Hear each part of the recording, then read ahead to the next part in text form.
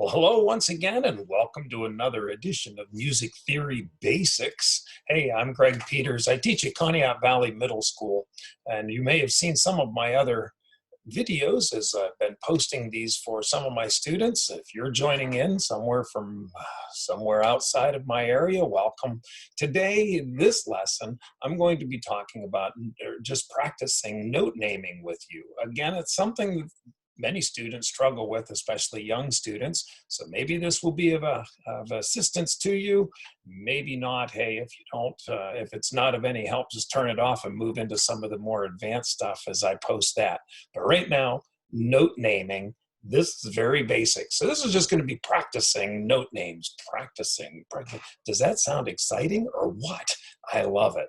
Okay, so here we are. We're going to practice some note names with you. First thing I'll do is I'll bring up musictheory.net. This is a great place to go. You'll see me use this very often. You can subscribe to them. You can download an app that allows you to work and study and practice all kinds of things. So today we'll go to the exercises button. This is a great place that you can go and you can practice till you get these things perfect. So, note identification. It's under the staff, it's under the exercises.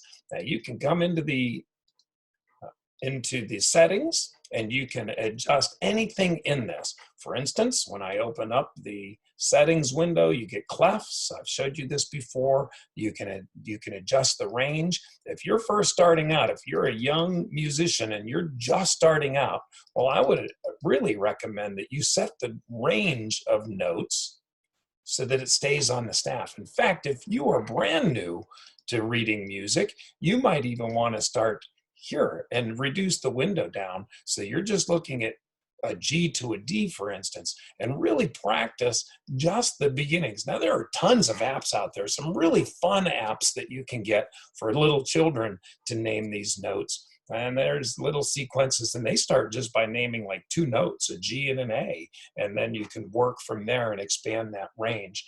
But for our purposes here today, this is a great place to start. You can tell it letter names. Turn the accidentals off at first. You don't need the accidentals. Accidentals are sharps and flats, and then you can jump right into it and begin naming notes. So in my other videos, I pointed out on the basic understanding of the staff. I just got a notice. I'm sorry about that. So you can remember that the staff, every good boy deserves fudge, the lines on a treble clef, and FACE for the spaces in a treble clef. And then this is just a great tool to use because it's going to automatically tell you if you're right or wrong. This, of course, FA. Yay, I got it right. Woo-hoo! Now, what if I get it wrong? Well, let's see. What if I did this incorrectly and I said, well, that's an A? Well, it simply waits for you to identify the correct note. It isn't an A. Don't begin to guess. Remember, every good boy deserves fudge. Oh, every good. It's a G. Bing. And so this is a great way to practice this. You can see how fast you can get naming just those 5 notes. Remember, I set the parameters, so it's just G to a D, so we can practice over and over again. If you have a young child, and that young child is just learning music, this is a good place to go so you can set the parameters to exactly what you want them to study. So a flute player, for instance, isn't going to be playing down there. The next thing you might want to do is turn on the accidentals. Wow, that would be maybe more advanced. Next thing, you would expand the range and eventually turn on the accidentals so that now you have to identify whether it's a sharp or a flat. In this case, F-A sharp. Well, that's an A sharp. Well, this is an every good G with a sharp. That's a G sharp. And then, oh, whoa, new sign, flats. The flats lower a pitch by 1/2 step. Sharps raise a pitch by a 1/2 step. So a flat lowering the pitch by a 1/2 step, but we have to just identify it, a G flat, and so forth. So once you're good at that, you can expand the range. You can do a lot of different things. Now remember, Those of you who are reading in bass clef, all the notes change. The note names change when we're in bass clef. You can go back and look at my basic study on the staff, treble and bass clefs, and you can see how that's going to work. So the same thing, I would reduce the range if I am a young player. Many times if you're a beginning band player, you're going to be starting off with the notes from this low B to an F. In fact, many times, if you are a low brass player in a band and you're just starting out, you might be 4th or 5th grade just picking up an instrument for the first time. Maybe you're a trombone player, and that trombone is going to be reading bass clef. It's a whole different set of notes for you. You might think, wow, what am I going to do? I remember face and every good boy deserves fudge, and that doesn't work for bass clef. And so let's go in here. We're going to set this up. This is the way that I would set this up for a new low brass player. It's going to be set up in the key of B flat major, which almost all of those beginning players will learn B flats and E flats. So we're going to come into that. We're going to set it up from a B flat to an F, because those are the first notes that students will learn. Now I've set this up so that it's going to be in the key of B flat. So I'm going to turn my accidentals off. I don't need those, because this is going to stay consistent. This is what a low brass player beginning in their early stages would be seeing, B flats and E flats. So now they have to identify these notes. By the way, here's the memory tool for bass clef. The spaces, sentences, well, we know about cows. All cows eat grass. They sure do. All cows eat grass. They do. All cows eat grass. That's the spaces. All cows eat grass.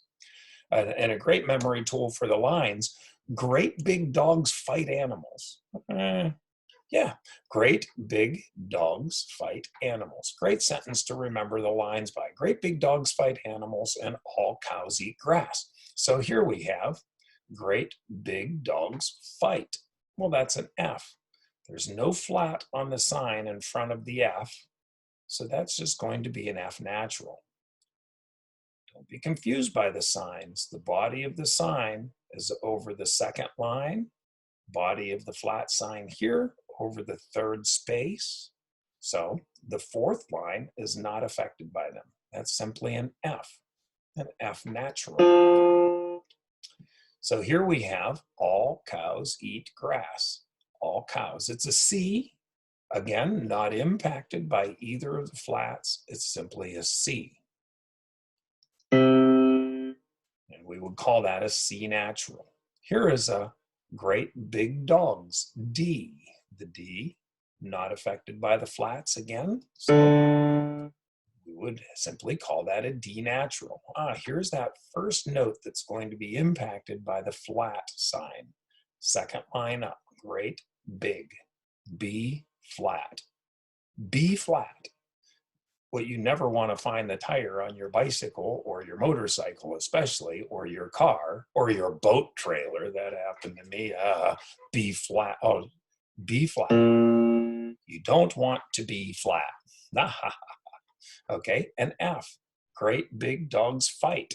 Fourth line up, F. And what happens is the more you practice this, the faster you'll get at identifying the notes. You won't have to use the sentences anymore. You just start to recognize that it's a B flat. And the objective is to get faster and faster and faster.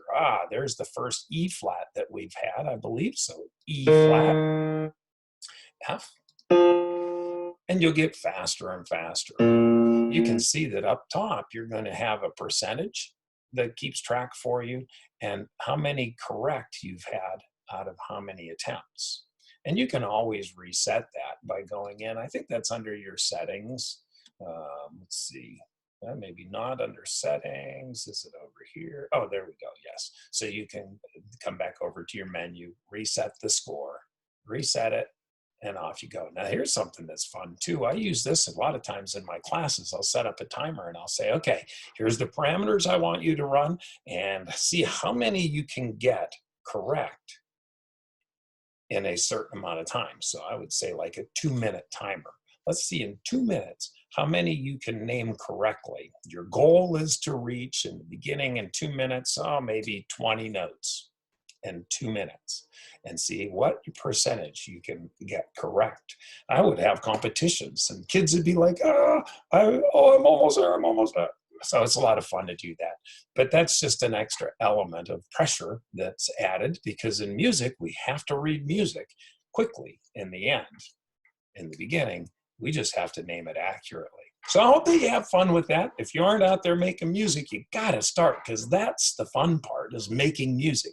The study of music can sometimes be laborious, can be a bit overwhelming at times, but hang in there, because once you get all the basics of the music down, man, you can fly with this stuff. So have some fun, go make some music, entertain somebody today, and I hope that, certainly hope that you have a blessed day today as you're out there creating some music.